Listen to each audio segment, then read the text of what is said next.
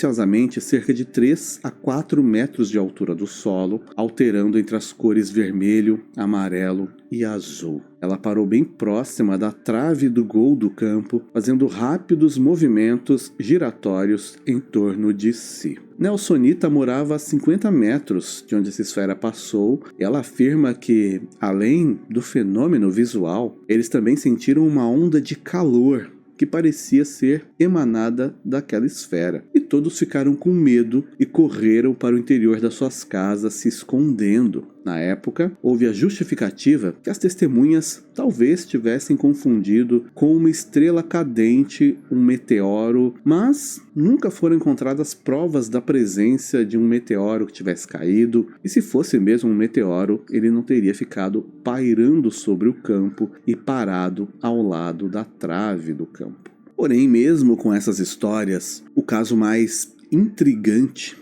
é o registrado por Ed Meirelles. O Ed, ele é um paisagista, mas que devido a diversas experiências inexplicáveis na sua vida, ele decidiu se aprofundar no ramo da ufologia para tentar entender o que acontecia durante alguns fenômenos, inclusive com outros moradores da região. E por isso ele fundou a equipe UFO Bahia. Embora a maioria das fontes mencione que o evento com ele ocorreu em 2 de outubro, em uma breve entrevista, o próprio Ed contou para nossa equipe que a data correta seria 10 de fevereiro de 2011. Nessa data, o Ed estava dirigindo seu carro por uma trilha no interior do Parque Nacional da Chapada Diamantina, sentido Serra do Igatu. Conhecida por alguns como a Machu Picchu brasileira, Igatu é um vilarejo situado em uma das regiões mais deslumbrantes da Chapada Diamantina, a cerca de 22 quilômetros de Mucugê. Esse povoado ele nasceu ao redor de um trecho da Estrada Real, construída ainda na época do Império Português, para o escoamento de minério, conectando a produção da Bahia até Ouro Preto, em Minas Gerais.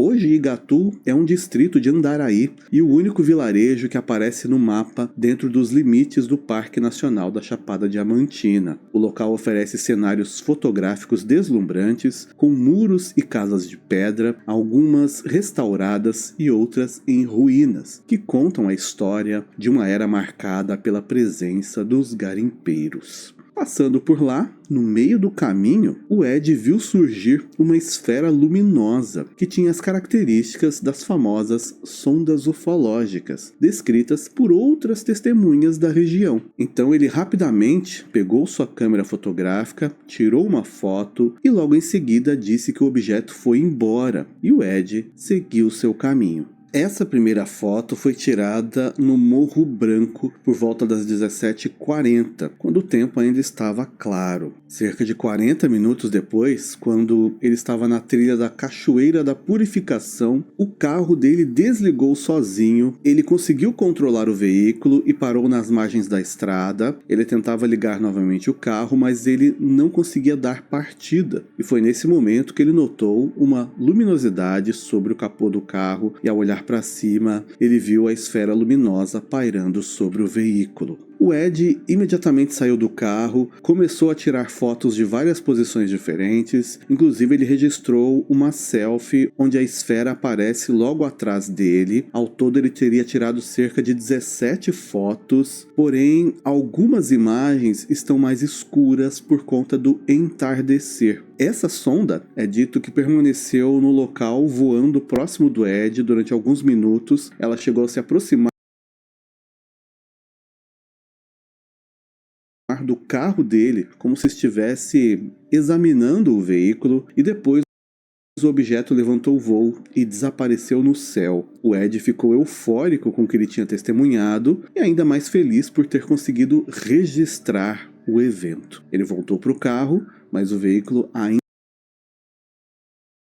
não dava partida e só no dia seguinte ele conseguiu tirar o carro de lá, sendo guinchado. Já no mecânico, ele descobriu que todos os componentes eletrônicos do carro estavam queimados. As fotos que o Ed tirou sobre esse evento foram analisadas, embora não seja mencionado nas fontes quem analisou, mas uma das fontes mostra que um filtro aplicado sobre as imagens, que destaca sombras e relevos, acabou mostrando que a esfera fotografada se destaca como um objeto tridimensional real. Também foi apontado que não há manipulação de imagens, nenhum tipo de montagem, nenhum tipo de edição na imagem, e por isso, atualmente, essas são consideradas as melhores imagens de um OVNI no estilo sonda já registradas em todo o mundo. No entanto, o caso todo foi amplamente ignorado por alguns ufólogos e as fotos não tiveram repercussão como se esperava. Já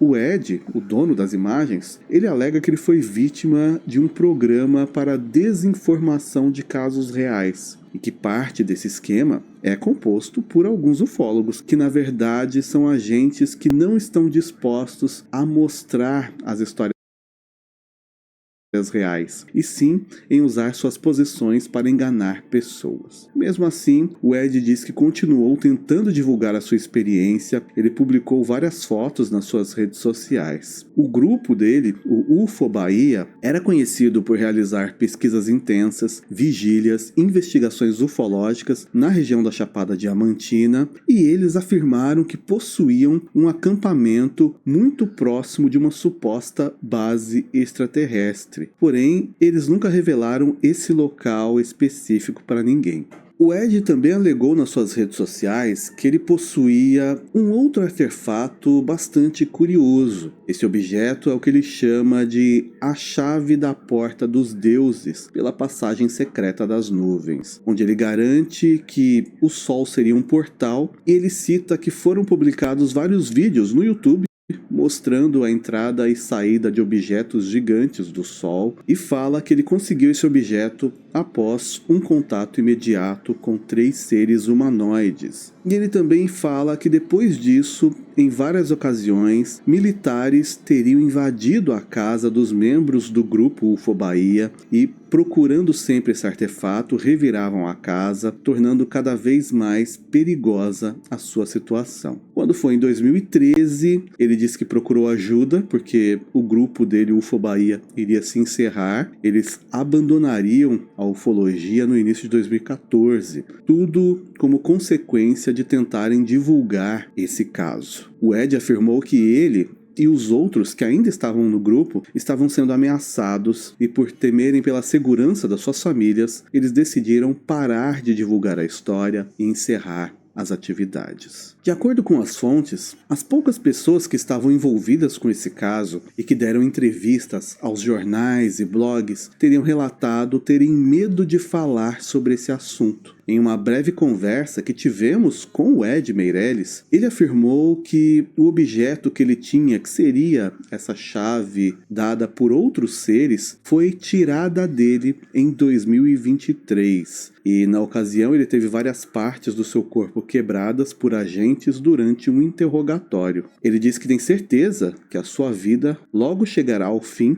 por conta das suas descobertas. O Ed atualmente é o fundador da GPEU, Grupo de Pesquisas e Expedições Ufológicas, e o GPTEA, Grupo de Pesquisa Tecnológica Extra Avançada, para estudar artefatos de origem inteligente não humana. Ele chegou também a escrever um livro, onde ele relata outras experiências que ele teve, inclusive já estamos produzindo um vídeo completo com a sua história, de acordo com o que ele mesmo conta. Como mencionado, de acordo com as fontes, esse caso é considerado real devido a não se encontrar uma manipulação nas imagens. Porém, mesmo com isso, por algum motivo, esse caso não foi tão divulgado de maneira massiva, então o próprio Ed acredita que é uma história que tentaram abafar para evitar que muita gente soubesse, com a justificativa de que as pessoas não saberiam lidar com esse tipo de verdade. E existe a teoria de como as imagens estão muito nítidas, muitas pessoas não acreditam que elas sejam reais. Obrigado por assistir até aqui, por enquanto é só, e até mais.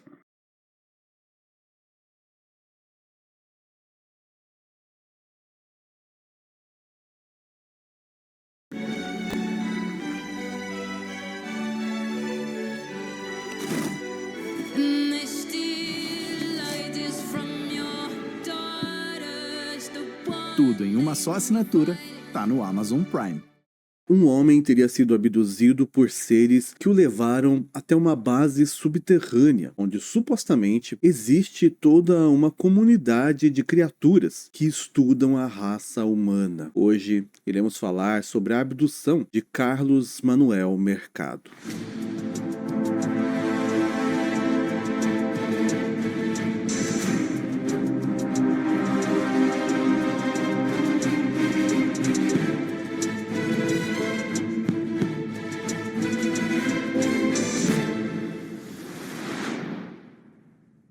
Esse roteiro é baseado em artigos sobre o mesmo assunto. Desde já pedimos o seu like e que você deixe um comentário. Pode ser se já conhecia essa história, um detalhe que eu acabar não comentando, ou sugerindo um novo tema para trazermos ao canal, o que vai fazer com que o YouTube entenda a interação e te mostre os próximos vídeos quando eles forem postados. Se quiser nos ajudar de outra forma, pode se tornar membro. Existe mais de um nível. No nível perito, o seu nome vai aparecer no vídeo durante algum momento, e você tem acesso antecipado também ao conteúdo. E se quiser, existe a ferramenta Valeu, onde você escolhe um valor e colabora com o canal quantas vezes quiser. O caso de hoje se passa em Betances, uma região de subúrbio, no bairro de Quinto, que foi um dos primeiros bairros urbanos que contribuíram com a formação da cidade de Ponce, na costa sul de Porto Rico. Embora essa cidade seja uma das caribenhas mais populosas, o bairro se tornou um lugar considerado fantasma, já que com o passar dos anos, os moradores têm mudado da região. Para se ter uma ideia, no início do século XIX, o bairro contava com quase 5.000 moradores e, de acordo com o último censo feito por lá, que é de 2010, a cidade tem atualmente apenas 568 habitantes. Esse caso contado hoje se passa no ano de 1988, quando a região ainda era considerada rural e a maioria das pessoas viviam em casas simples, em sítios, e lá vivia o Carlos Manuel Mercado, um homem casado que morava na região com a esposa, e em julho de 1988, a zona rural de Betances estava passando por uma forte onda de calor, e em uma dessas noites o calor era tão extremo que o Carlos não conseguia dormir. Então, ele se levantou do quarto, deixou a sua esposa adormecida na cama e foi para a sala, onde ele se deitou no sofá, porque era mais cômodo, porque ali estava mais fresco. O Carlos, mesmo estando no sofá, ainda tinha problemas para dormir. Ele ficou por alguns minutos olhando para o teto, pensando quanto tempo demoraria para que as temperaturas baixassem. Porém, um pouco tempo depois, os seus pensamentos foram interrompidos por um forte brilho esbranquiçado que vinha do lado de fora da casa. Era algo tão forte que passava pelas frestas da persiana e clareava a sala. Acompanhado desse clarão, também havia um zumbido muito estranho, e em seguida ele pôde ouvir uma batida na janela, como se fosse alguém o chamando. O Carlos se levantou rapidamente do sofá, correu até a janela para ver quem era, pois poderia ser alguém que chegou de carro e estava precisando de algum tipo de ajuda. Porém, ao olhar através da persiana, ele viu algo que o deixou assustado. Ele relatou que eram 3 humanoides parados sobre o gramado do quintal, logo abaixo da janela da sala. Eles eram pequenos, com um pouco mais de 1 metro de altura, não tinham cabelos, as cabeças eram grandes e desproporcionais aos corpos, os olhos eram muito largos, salientes e escuros, eles não tinham nariz, nem ouvido visível, e a boca era basicamente uma pequena abertura, sem lábios. O rosto era bastante plano e eles tinham uma pele em tom acinzentado. Todas as partes visíveis, cabeça e mãos, estavam cobertos com pequenas verrugas que pareciam umas bolhas inchadas semelhantes a espinhas. Eles eram magros e usavam um macacão na cor cinza, meio creme, com tom arenoso, que ia do pescoço até os pés, deixando visível somente a cabeça e as mãos. Segundo o Carlos, eles eram tão estranhos que era desagradável ficar olhando para essas criaturas. E isso acabou deixando apavorado com a situação, mas antes que ele continuasse a ter uma reação, ele foi acalmado mentalmente com vozes supostamente vindo desses humanoides que lhe diziam telepaticamente que o Carlos não precisava ter medo, pois eles não o machucariam e só estavam ali porque eles precisavam levá-lo para ver uma coisa. Ele tem certeza de que foi uma mensagem transmitida por pensamento, pois as criaturas não moviam a boca e mesmo assim ele ouvia o som. Após esses seres se comunicarem, o Carlos diz que sentiu uma grande paz no seu interior e todo o medo que ele estava sentindo foi embora e ele tinha a sensação de que os humanoides eram criaturas boas em quem ele podia confiar. Depois disso, aquelas criaturas pediram para que o Carlos saísse de casa. Ele abriu a porta da residência, foi até o quintal e lá 2 dos humanoides pegaram o Carlos pelas mãos, como se estivessem o guiando pela estrada próximo da casa dele, onde ele chegou no lugar que viu o que era a fonte de luz tão brilhante. Era um objeto em forma de um pires que tinha um topo abobadado. Esse objeto tinha muitas luzes multicoloridas que piscavam ao longo da borda e estava estacionado sobre 4 pilares grandes e altos, que pareciam, na verdade, trens de pouso. Na parte de baixo do objeto tinha uma abertura, como se fosse uma porta, de onde saiu uma escada que levava para dentro. E o Carlos foi guiado para entrar naquele objeto. Embora ele tenha sentido uma hesitação em subir as escadas, ele disse que não sentiu medo após as criaturas pedirem para ele subir os degraus. O Carlos, então, consentiu e entrou naquele objeto. Lá dentro, ele disse que viu vários painéis, displays, que piscavam muito brilhantes, era tudo muito iluminado, e um outro humanoide se aproximou dele e foi apresentado como sendo o capitão e médico deles. E ele iria cuidar do Carlos a partir daquele momento. Embora esse capitão tivesse algumas semelhanças com os outros humanoides, as criaturas que o levaram o Carlos lá para dentro, ele era ligeiramente diferente e mais parecido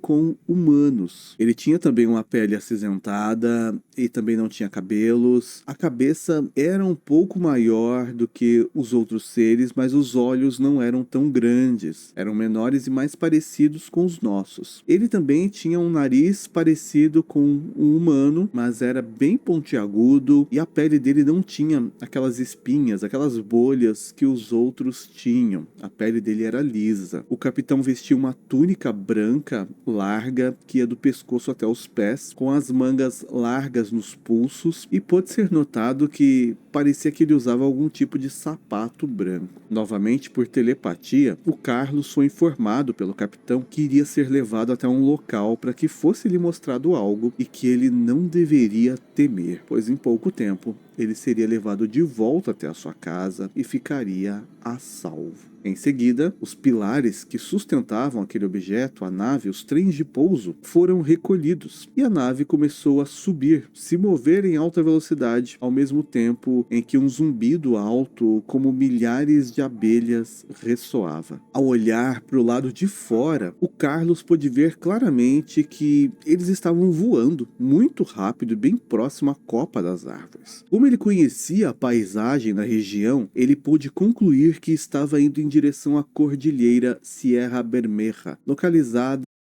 no Vale das Lajas, a 74 quilômetros de onde ele morava. Esse objeto correu por entre desfiladeiros e penhascos em uma velocidade tão alta que o Carlos tinha medo, principalmente quando o objeto se aproximava de uma montanha, um lugar nomeado Monte El Caiú. Aquele objeto não reduziu a velocidade e não parecia que iria desviar, viajando em rota de uma possível colisão. O Carlos então pensou que o impacto seria iminente, mas de repente uma espécie de porta se abriu em meio às rochas e a nave entrou pela montanha por um túnel e eles continuaram voando por túneis até alcançar as profundezas, chegando a uma vasta caverna onde o Carlos pôde vislumbrar um grande complexo, quase como que uma cidade inteira debaixo da terra. Nesse momento, Já em velocidade reduzida, eles passaram por uma área onde haviam outras naves com várias formas e tamanhos diferentes que pareciam estarem estacionadas. Algumas delas aparentemente estavam passando por algum tipo de manutenção, pois haviam diversos seres pequenos, humanoides, mexendo nelas. O Carlos foi então levado para uma espécie de passeio local, ainda estando dentro da nave. O capitão teria mostrado para ele várias partes do local.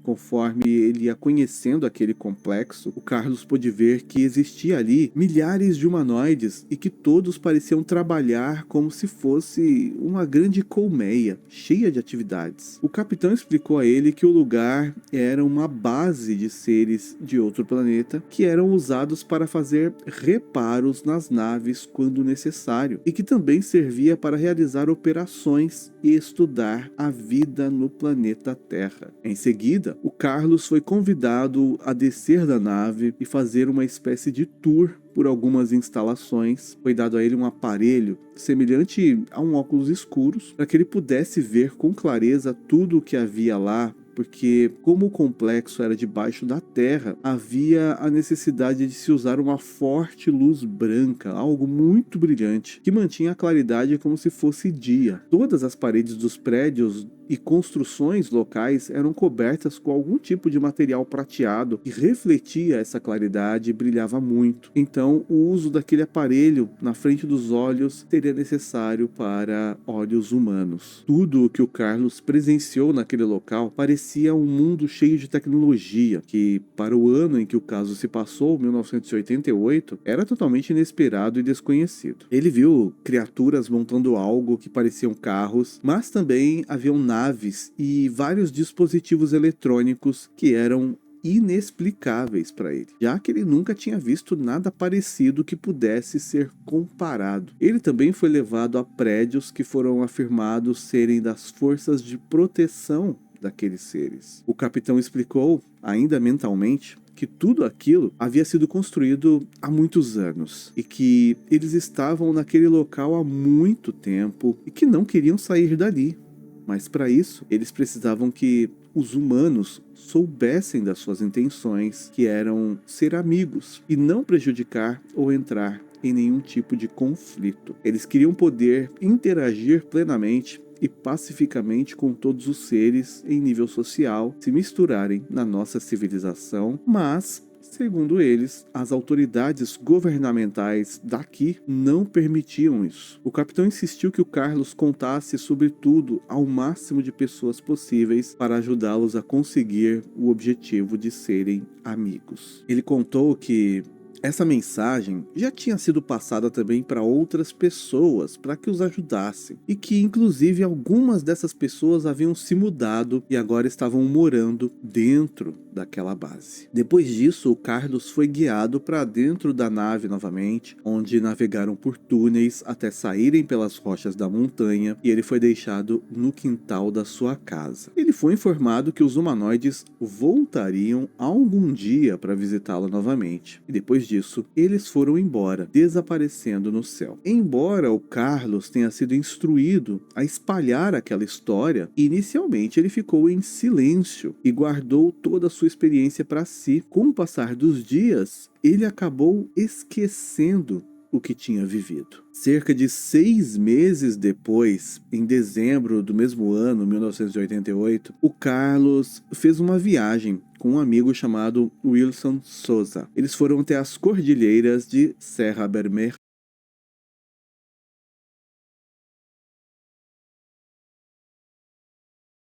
e enquanto estavam andando pelo local, os dois avistaram um objeto triangular brilhante voando no céu. Esse objeto estava sendo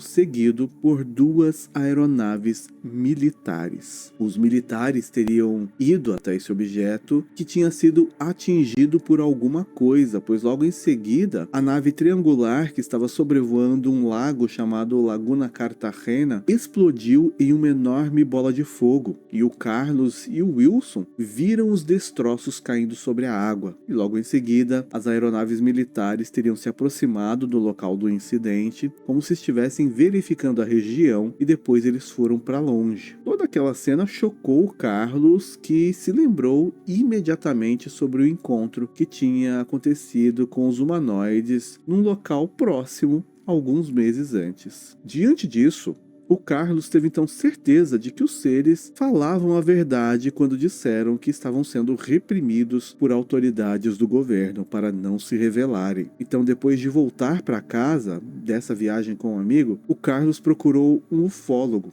Jorge Martin, para que ele contou toda a história da sua abdução. Esse homem, o Jorge, era muito conhecido na época por ser um investigador renomado, já tendo verificado muitos outros relatos relacionados a OVNIs na região. O Carlos deixou claro que ele não procurava nenhum tipo de publicidade e nem ao menos nenhum tipo de reconhecimento sobre a sua história. Ele só estava fazendo aquilo porque ele queria que as pessoas recebessem o recado, e ele sabia que o único jeito de fazer isso era através de um ufólogo e investigador. O Carlos ainda salientou que ficou muito frustrado e nervoso quando ele viu os militares abatendo a nave daquelas criaturas, pois ele sabia que elas eram boas e não faria um mal a ninguém. Para o ufólogo Jorge, esse tipo de relato já era algo bastante comum, tanto que ele não ficou nem surpreso com o que foi dito pelo Carlos, porque ele já tinha passado os últimos anos investigando inúmeros relatos de pessoas que teriam avistado OVNIs nas montanhas de Porto Rico, e essas testemunhas, segundo ele, eram pessoas muito confiáveis. O ufólogo, inclusive, já havia recebido relatos de testemunhas e que, durante as investigações, ele foi capaz de encontrar sinais físicos dessas experiências e até mesmo evidências de misteriosas bases alienígenas subterrâneas no Monte El Cayú,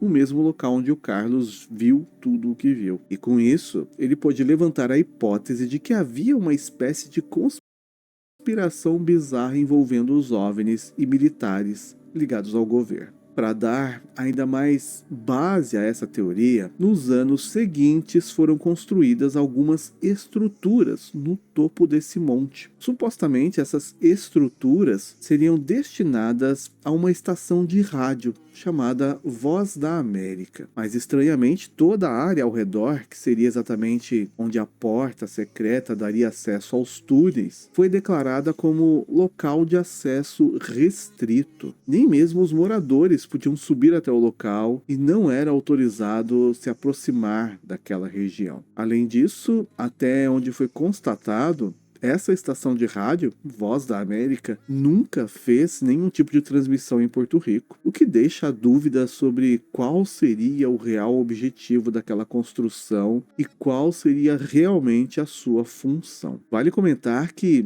existe uma outra história muito parecida, a abdução de Amaury Rivera, que aconteceu no mesmo ano, 1988, também em Porto Rico, e ele teria inclusive conseguido registrar supostamente o objeto que o levou através de uma foto. Essa história nós já contamos aqui no canal em um outro vídeo em 2020. Até hoje, os moradores que habitam ao redor desse monte El Cayú testemunham com frequência avistamentos de OVNIs de vários tipos diferentes, discoides, charutos, triangulares, e eles ficam parados sobre a montanha acima de onde aquele edifício da suposta rádio foi construído. Alguns conspiracionistas e ufólogos acreditam que o local realmente seria usado como uma base por seres de outro planeta, mas que, por tentarem se revelar ao mundo, o local foi fechado e tomado por militares com a finalidade de controlar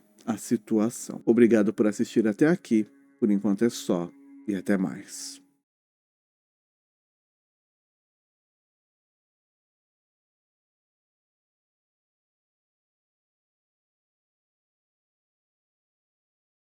parte dos observadores. E mais pro fim do ano de 1948, uma nova hipótese foi levantada pelo Projeto Sign, a hipótese de que os OVNIs são naves vindas de fora da Terra. Os OVNIs são aliens. A hipótese da origem alienígena de OVNIs começa aqui. A reação à hipótese foi bem dramática. A ideia entraria no imaginário popular permanentemente. O Pentágono respondeu essa proposta com uma carta que enfatizava que a origem de OVNIs era desconhecida, dizendo nas entrelinhas que a hipótese alienígena não tinha mérito. Tanto é que o relatório final da inteligência da Força Aérea de 1948 só inclui duas possibilidades para a origem dos OVNIs: projetos de veículos novos e secretos, talvez de origem americana ou talvez de origem soviética. Só que internamente o projeto Sign se recusou a descartar qualquer hipótese que eles consideravam possíveis, incluindo a hipótese alienígena. E talvez até pela insistência na questão, o projeto Sign foi descontinuado e substituído por um novo projeto, o projeto Grudge. Além disso, o relatório final do Sign no começo de 1949, que era secreto na época, não incluiu a hipótese alienígena. O projeto Grudge, sucessor do projeto Sign, era extremamente antipático a qualquer nova hipótese sobre OVNIs, especialmente a hipótese alienígena. Ele parecia seguir uma diretiva de encontrar explicações naturais para todo e qualquer relato de OVNIs, e essa atitude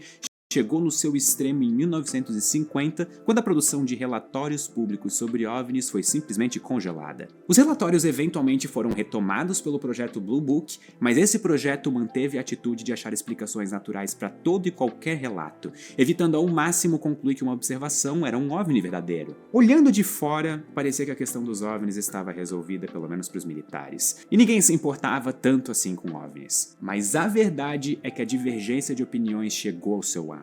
A situação dos OVNIs era tão polêmica que não existiam duas opiniões divergentes, mas 5 opiniões diferentes defendidas por diferentes grupos dentro da Força Aérea, da Marinha e do Pentágono. A primeira opinião é que todos os OVNIs, objetos voadores não identificados, poderiam ser identificados com informações suficientes. Essa era a opinião de parte do alto comando da Força Aérea, e por conta disso os esforços públicos de investigar OVNIs, como o projeto Grudge e o Blue Book, replicaram essa opinião. Não tinha mistério, tudo poderia ser desvendado. E aqui vale notar que mesmo com essa atitude, foi impossível de explicar todos os relatos e observações estranhas que esses projetos receberam. Outra opinião é que os OVNIs realmente representavam algum fenômeno novo e desconhecido, mas que esse fenômeno não representava uma ameaça aos Estados Unidos. Então a questão não deveria incomodar o exército e as forças de defesa americanas. Se não era perigo nacional, então era para deixar para os cientistas resolverem.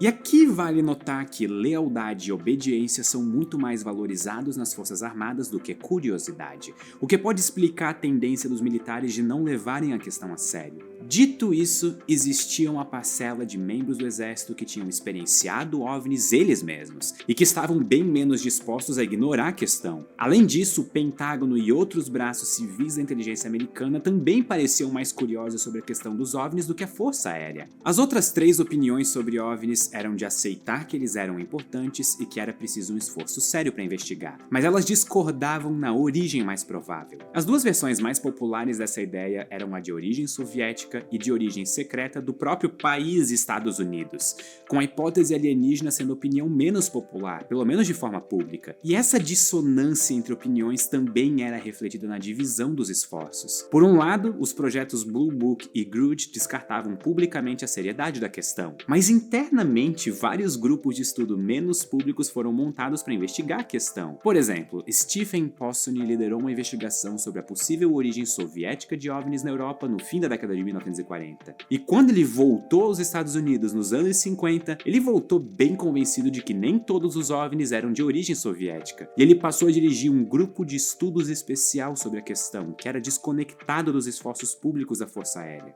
A falta de organização e coesão da inteligência americana sobre OVNIs foi posta a teste em 1952, que foi um ano com um número extremamente alto de relatos de OVNIs. Essa onda de novos relatos culminou em um caso que fez com que o então presidente Truman pedisse pessoalmente à CIA que investigasse os OVNIs sob uma perspectiva de segurança nacional. Esse foi o incidente de OVNIs de Washington de 1952. Durante 2 semanas seguidas, vários objetos com comportamento estranho foram detectados por radares ao redor da capital dos Estados Unidos, com episódios de confirmação visual de luzes brilhantes e bolas de fogo estranhas no céu coincidindo com a detecção dos radares. E esse evento pôs em xeque a negação pública da importância da questão por parte da Força Aérea. O governo americano precisava dar algum tipo de resposta pública sobre OVNIs. A população estava com medo, e as notícias de OVNIs circulavam o país. E por trás, nos bastidores, uma nova possibilidade para a origem dos OVNIs assustava a inteligência americana. A ideia de que OVNIs eram o começo de uma guerra psicológica dirigida pelos soviéticos, com o objetivo de minar a confiança dos americanos no seu próprio exército e no seu próprio governo. A principal evidência para isso na época é que enquanto os jornais do mundo afora reportavam OVNIs em 1952, nada sobre OVNIs saía na imprensa soviética, o que indicava censura por parte do governo soviético. A ideia então era que a União Soviética estava criando essas observações de alguma forma para causar medo na população e reduzir a confiança dos militares no seu sistema de defesa, enquanto censurava reportagens sobre isso internamente para se blindar desses efeitos. E só para deixar claro, nos anos seguintes essa hipótese foi perdendo força e se tornando cada vez menos provável. OVNIs eram um fenômeno global e também eram observados na União Soviética sem explicação aparente. Mas em 1952 a hipótese da guerra psicológica era séria o suficiente para fazer com que as lideranças do exército americano decidissem agir em torno dela. Então, depois do caso dos OVNIs de Washington de 1952, a atitude do exército sobre OVNIs passou a ter como foco primário minimizar o medo na população e blindar ela de algum tipo de ataque psicológico por parte dos soviéticos.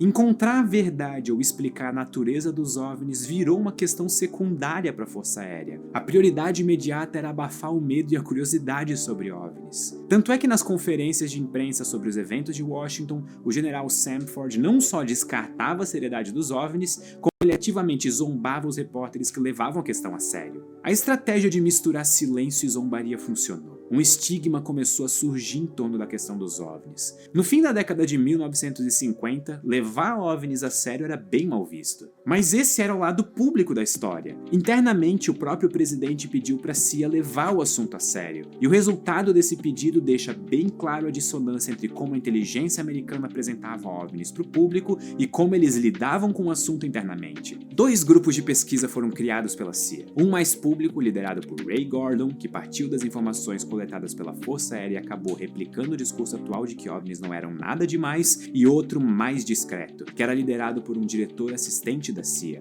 Marshall Shadwell. Existem evidências e relatos de que os casos mais interessantes iam diretamente para o grupo do Shadwell, e não para os esforços mais públicos de investigar OVNIs, mas os exatos esforços do grupo liderado pelo Shadwell não são transparentes. Shadwell mandou seu primeiro relatório sobre OVNIs em setembro de 1952, um pouco depois do caso de Washington. E nesse documento ele afirma que considera a opinião da Força Aérea de descartar OVNIs como sendo um fenômeno sério, como algo honesto por parte da Força Aérea. Mas a honestidade deles está baseada em um trabalho mal feito. Para o Shadwell, a Força Aérea já tinha suas conclusões antes mesmo de estudar a questão direito, e a negação de OVNIs como algo sério vinha das limitações da inteligência militar. E ele também indicou que o fenômeno parecia ser um fato global, com uma parcela de casos sendo realmente inexplicáveis até pelos mais céticos. A área estava cheia de estigma e preconceitos, e o relatório é concluído afirmando que os OVNIs merecem uma investigação séria por partes competentes e sem estigma prévio.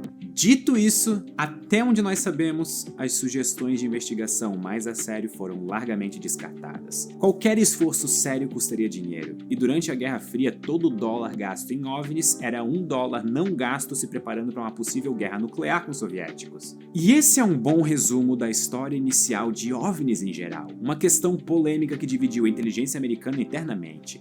O ponto mais crucial é justamente a dissonância entre como OVNIs eram apresentados para o público de forma a criar um estigma e minimizar a questão, versus como OVNIs eram levados internamente, que era como uma questão que merece ser investigada. E eu vou ser sincero, olhando para isso assim, dá uma vontade de conspirar um pouco, de sonhar que talvez algum projeto secreto que ainda é secreto descobriu muito mais do que veio a público. Então vamos olhar um pouco para a ideia de uma conspiração que de fato guarda algum segredo sobre OVNIs. Sejam eles um projeto militar ultra secreto, ou realmente de fora da Terra, ou qualquer outra coisa. Basicamente nada no status quo de OVNIs mudou desde 1953. O assunto ainda é um tópico cheio de estigma. Às vezes grupos privados investigam um pouco, ou então a questão volta ao interesse público, mas o assunto morre depois de algumas declarações genéricas pelo governo por militares. O interesse público sobre a questão é em geral ridicularizado ou ignorado. Então não é à toa que a ideia de que existe um segredo sendo ativamente escondido nessa história surgiu. A hipótese mais mundana é que OVNIs são um ou mais fenômenos naturais ainda desconhecidos, que conseguem enganar radares e humanos. Mas se é só isso, então por que OVNIs viraram tabu? Porque nos anos 1950 a comunicação do exército americano transformou OVNIs em tabu, com medo de eles serem um ataque psicológico soviético. E desde então ninguém teve a boa vontade de olhar a questão de forma séria e honesta. Essa eu diria que é a versão menos conspiracionista possível de OVNIs e da relação do governo com OVNIs. Dito isso, existem indícios de que pelo menos alguns grupos dentro da inteligência americana investigaram OVNIs mais a sério por conta própria, como os grupos dirigidos por Posony e pelo Shadwell. Além disso, os militares americanos provavelmente mantiveram contato com alguns grupos privados que estudavam OVNIs durante os anos 50 e 60. E se algum desses grupos de estudo chegou a algum resultado, isso nunca veio a público. Então aqui eu vou endossar um pouco as conspirações. Até porque se nós quisermos olhar para o fenômeno de OVNIs do ponto de vista social, as conspirações são um grande aspecto deles. Se existe algum tipo de conspiração em torno de OVNIs, se existe algum segredo sendo guardado, ele está sendo muito bem guardado. Nenhuma evidência direta do segredo veio a público, tudo que existem são relatos e relatos que muitas vezes são inconsistentes entre si, que apontam coisas que não podem ser provadas, ou até relatos que incluem mentiras comprovadas, tipo aqueles aliens americanos de algum tempo atrás. Então, se nós realmente temos um segredo aqui, ele é muito bem guardado. E para um segredo ser muito bem guardado, ele precisa ser guardado por poucas pessoas. Por exemplo, na Segunda Guerra Mundial, Bletchley Park era um esforço de guerra secreto na Inglaterra envolvendo 2.000 pessoas. E lá eles desvendaram o código de comunicação da máquina Enigma e meio que venceram a guerra no processo. Historicamente, esse foi um dos segredos mais bem guardados da história, e a Alemanha nunca descobriu que a criptografia deles foi quebrada. Mas repórteres ingleses e espiões soviéticos descobriram o que se passava por lá. 2.000 pessoas eram simplesmente pessoas demais para guardar um segredo complexo. Então, se tem algum segredo realmente sério sobre OVNIs, ele provavelmente é guardado por dezenas ou no máximo algumas centenas de pessoas. O segredo não poderia envolver nenhum órgão grande como a NASA e provavelmente não incluiria nenhum cargo com grande exposição pública. Na verdade, como o Projeto Manhattan deixou claro, cientistas são péssimos em guardar segredos. Se você quer guardar um segredo bem guardado, você quer minimizar o número de cientistas envolvidos.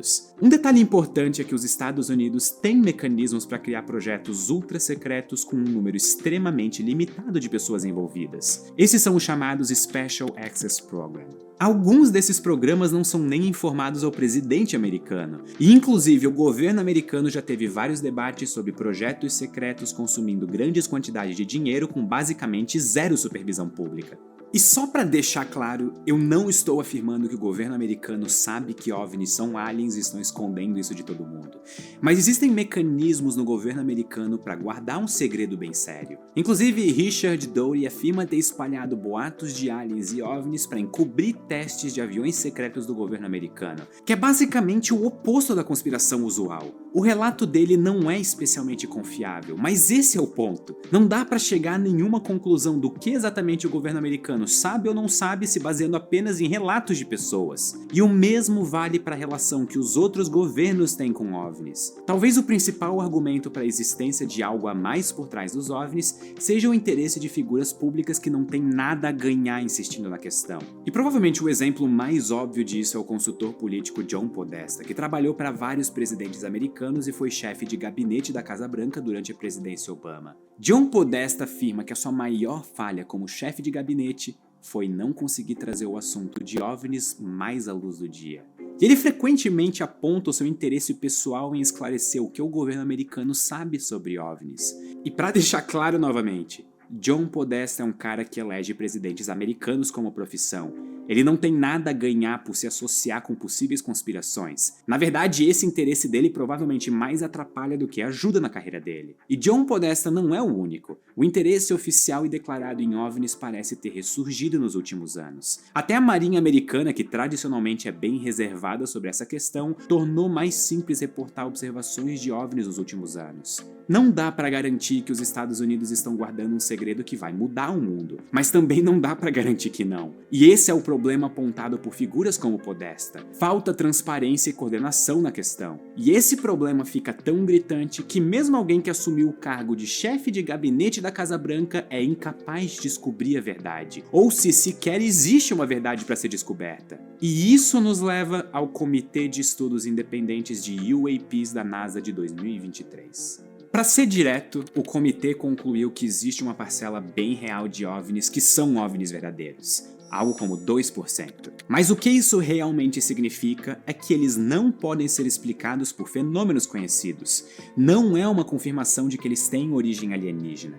O comitê da NASA tinha como objetivo avaliar o que dá para saber sobre OVNIs a partir de fontes de informação que deixaram de ser secretas e recomendar medidas para aprender mais sobre a questão. Basicamente determinar quais são os problemas que limitam o conhecimento público sobre OVNIs e como que nós podemos resolver essas limitações. E as limitações que o comitê da NASA apontou são de natureza social, burocrática e técnica. Do ponto de vista social, a existência do estigma sobre OVNIs serem besteira dificulta tanto receber relatos quanto coletar dados, seja por experimentos ou pessoas com smartphones. E também dificulta encontrar cientistas dispostos a estudar a questão de forma séria. Nos anos 60, um dos astrônomos consultores do Blue Book fez uma pesquisa de opinião sobre OVNIs entre astrônomos e descobriu que muitos astrônomos tinham interesse em investigar a questão, mas não admitiam isso em público por medo de serem ridicularizados. Cientistas com medo de investigar o desconhecido por vergonha. Isso é uma falha muito grande na lógica da ciência, e não é à toa que esse é um dos principais pontos do relatório da NASA. É preciso mudar o estigma social sobre OVNIs e fenômenos estranhos para poder estudar eles. E do lado burocrático, existe um problema com dados sendo mantidos secretos. A maior parte dos dados sobre OVNIs são obtidos por fontes militares e são classificados como secretos. E isso não é necessariamente devido ao fato dos dados coletados serem super incríveis ou super importantes. A principal razão para quase tudo que os militares produzem ser secreto é que a maior parte dos dados é obtida por sensores com tecnologia secreta. Ou seja, se a câmera de um caça americano tira a foto de um rato entrando num bueiro,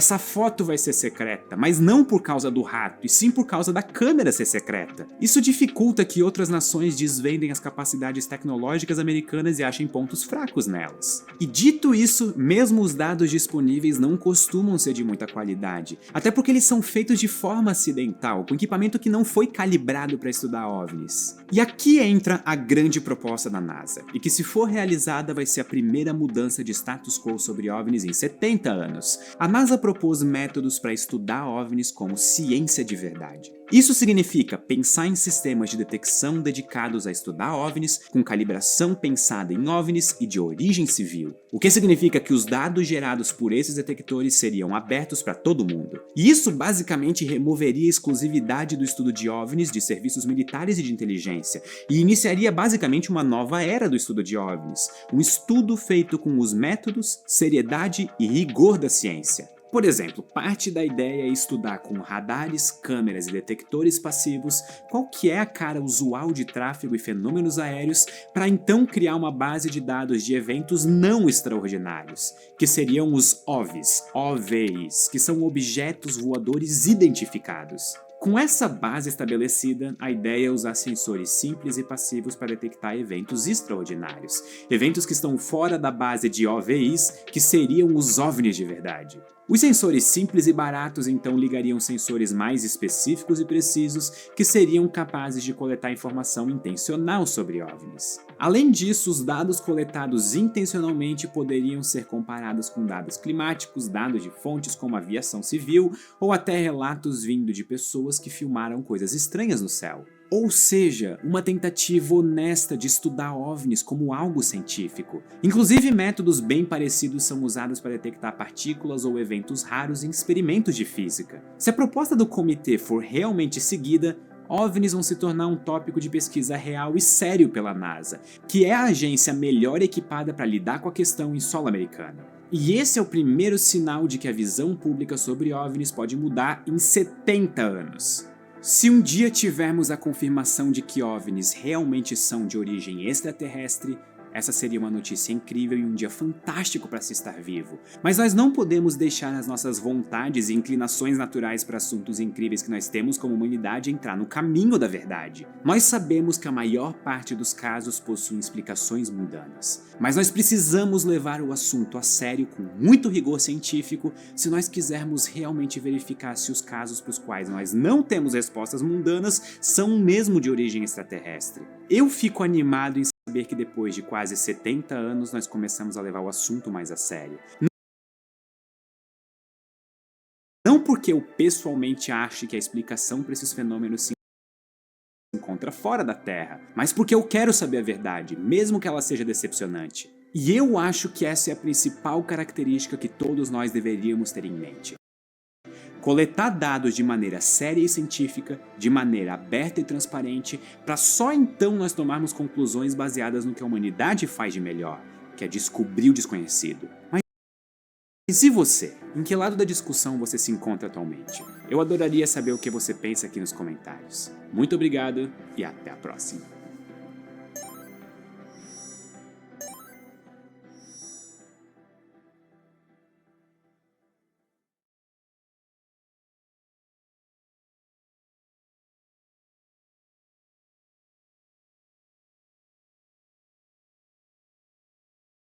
E uma pessoa só poderia recusar o prêmio depois de ser anunciada como vencedora. Mas existem sim boatos de picuinhas entre os dois, tipo que um não aceitaria receber o prêmio depois do outro, ou que o Edison não queria que o Tesla recebesse os $20 mil da premiação. Enfim, nada disso nunca foi confirmado, mas o fato é, Tesla nunca ganhou um Nobel. Tesla talked about atoms working like solar systems, and that light could work as a wave and a particle. Einstein got a Nobel Prize for saying light worked like a particle. So why is he removed from the history of quantum physics when he really belongs at the heart of it? O que importa aqui é que o Tesla continuou sem grana. Em 1915, perdeu a propriedade da torre para o dono do hotel, que 2 anos depois demoliu tudo.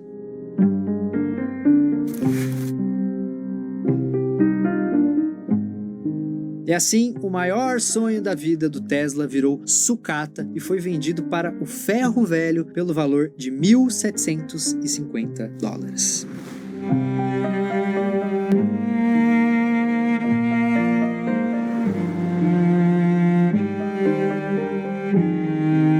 E sabe o que torna tudo isso ainda mais triste? O plano do Tesla era que esse serviço da torre fosse usado de graça pelas pessoas. É claro que o Tesla precisava e queria ganhar dinheiro com suas invenções, mas sua prioridade sempre foi fazer a tecnologia beneficiar o mundo. Nenhuma companhia ou corporação tem a intenção de fornecer sua tecnologia de graça. E Tesla foi impedido de dar ao mundo energia de graça. In 1917, in the middle of the First World War, the tower which could have been the beginning of free electricity was destroyed.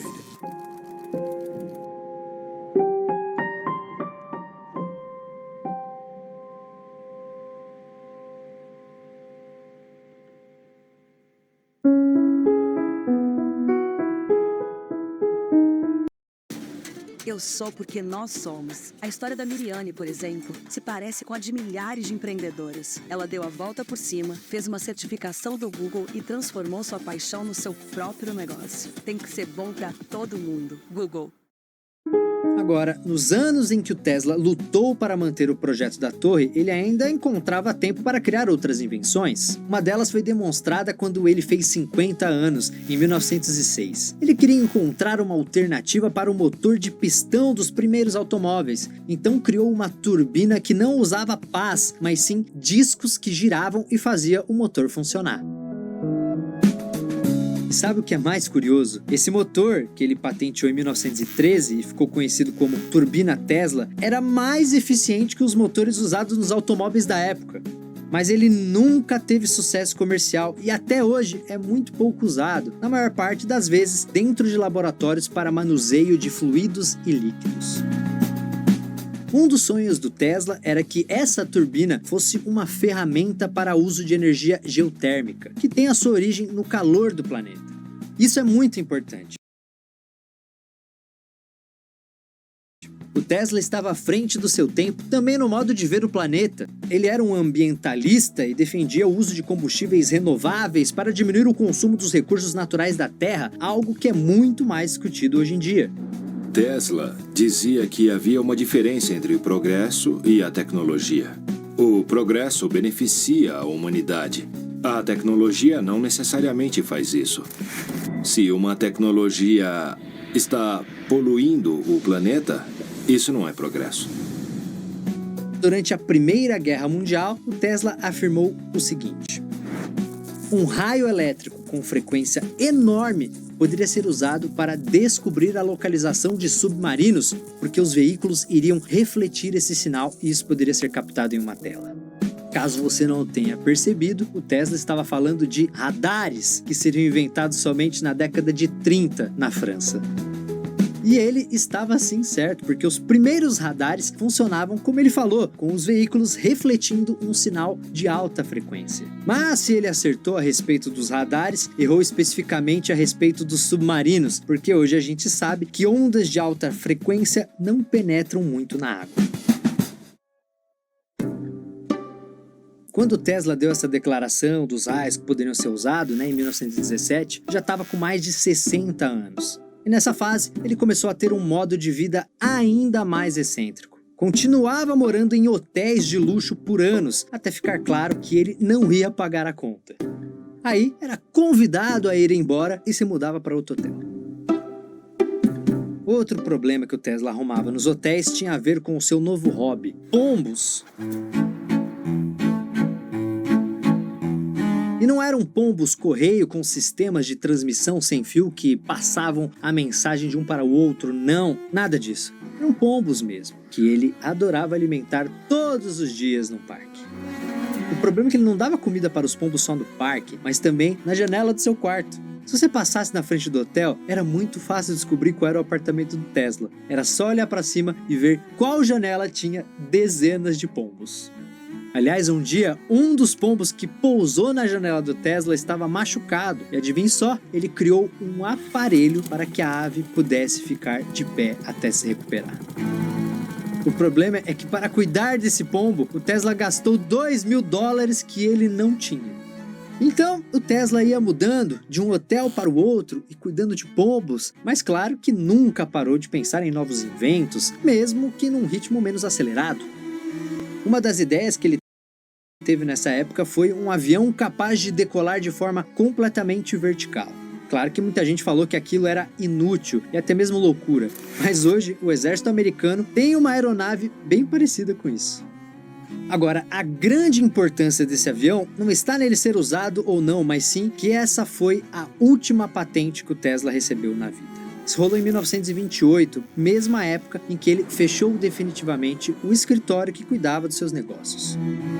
Então a gente pode dizer que aí o Tesla, que estava com 72 anos, se aposentou. Mas isso não quer dizer que ele foi esquecido. Pelo contrário. Em 1931, um jornalista que virou amigo do inventor organizou uma festa para celebrar os seus 75 anos. E esse evento mostrou para o mundo a importância do nome de Nikola Tesla. Ele foi tema de uma reportagem especial que ganhou a capa da revista Time e recebeu dezenas de mensagens de cientistas e engenheiros. Entre eles estava uma carta de Albert Einstein. O Tesla era um grande crítico da teoria da relatividade formulada pelo Einstein. Aliás, em 1937, falou que tinha desenvolvido